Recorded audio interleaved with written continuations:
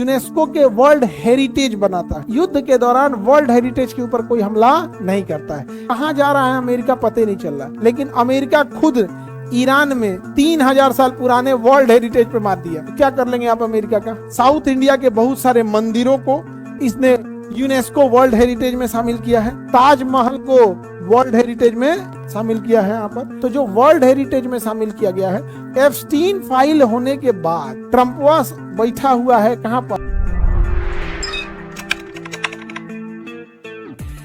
UNESCO क्या करता है? शिक्षा, विज्ञान और संस्कृति को बढ़ावा देता है और कल्चर को बचा के रखता है। किसे बचा के रखेगा? कल्चर।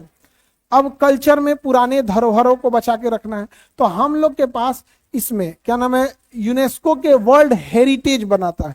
वर्ल्ड हेरिटेज अगर बता देगा तो उसके लिए यूएनओ एक अलग बजट बना लेगा, पूरे देश को कहेगा कि आप लोग एक पैसा लगाइए, बजट लगाइए और हम इस जगह को वर्ल्ड हेरिटेज घोषित कर देंगे।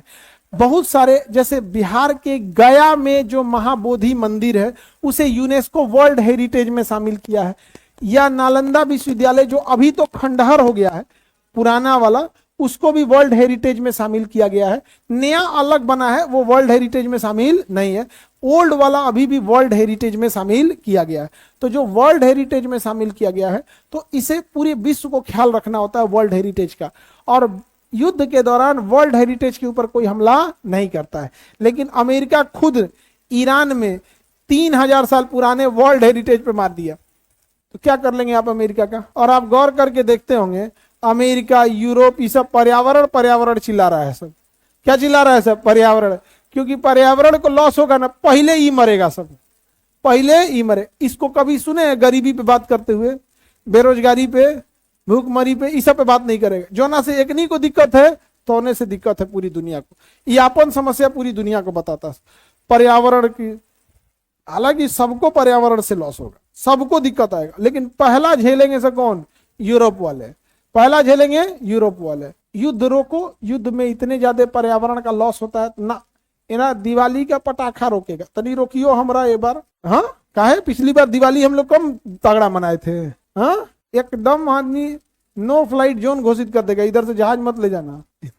हम दिवाली से हमारा दिमाग खराब हो जाता है इन सब पे। युद्ध के बम से तुमको दिक्कत नहीं, दिवाली के बम से दिक्कत है। ये तो दोहरा चरित्र को दर्शा रहा है ना। एप्स्टीन फाइल होने के बाद ट्रम्पवा बैठा हुआ है कहाँ पर? राष्ट्रपति, प्रेसिडेंट के। समझा?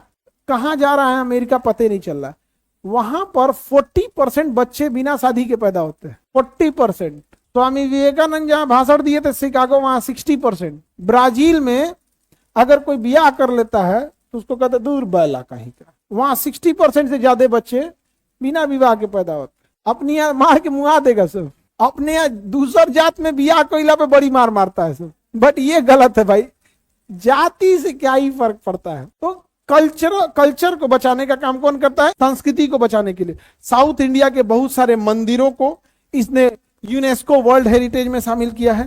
ताजमहल को वर्ल्ड हेरिटेज में शामिल किया है। यहाँ पर ताजमहल का तो बहुत पहले से वो था वहां पे, उसमें वर्ल्ड हेरिटेज के साथ साथ उसमें भी है ना, 7 अजूबों में भी है। बनाया भी बड़ा सुंदर है, डिजाइन, सिमेट्री। उसमें ताजमहल सुंदरता के लिए उतना नहीं जाई, उसके अंदर जो ज्योमेट्रिकल डिजाइन बनाई गई है, जो एक्यूरेसी बनाई गई है, वो बहुत बेहतरीन है वहां ताजमहल में। हम तो भी इधर 1 महीना पहले गए, 3-4 महीना पहले गए थे ताजमहल।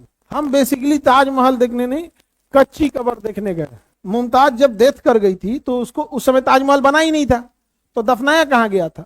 तो एक टेम्पोररी कब्र थी, कच्ची कब्र, जहां उसे दफना दिया गया। जब ताजमहल का मेन सेंट्रल डोम बन गया तो उसको वहां से ले आके उसमें दफनाया गया। और गंगा उस पार एक और ताजमहल बन रहा था, यमुना उस पार, काला ताजमहल, वो बना ही नहीं। ज्यादा सुंदर कौन लगता? काला। भारत में कितने स्थल है? ये वर्ल्ड हेरिटेज में कितने हैं? 45। विश्व धरोहरों में कितने शामिल किए गए हैं? 45। समझ में आ गया कि नहीं आ गया? सारनाथ को 25 जुलाई 2026 को दक्षिण कोरिया के बुसान में विश्व धरोहर समिति के 48वें सत्र के दौरान आधिकारिक रूप से भारत का 45वां स्तूप मतलब धरोहर को शामिल कर लिया गया। सारनाथ का स्तूप। सारनाथ में ही महात्मा बुद्ध को क्या मिला था? ज्ञान नहीं, पहला उपदेश दिया था। ज्ञान मिला था कहां पर? बिहार में, बोध गया में। कहां पर? बोध गया, समझ में आ गया।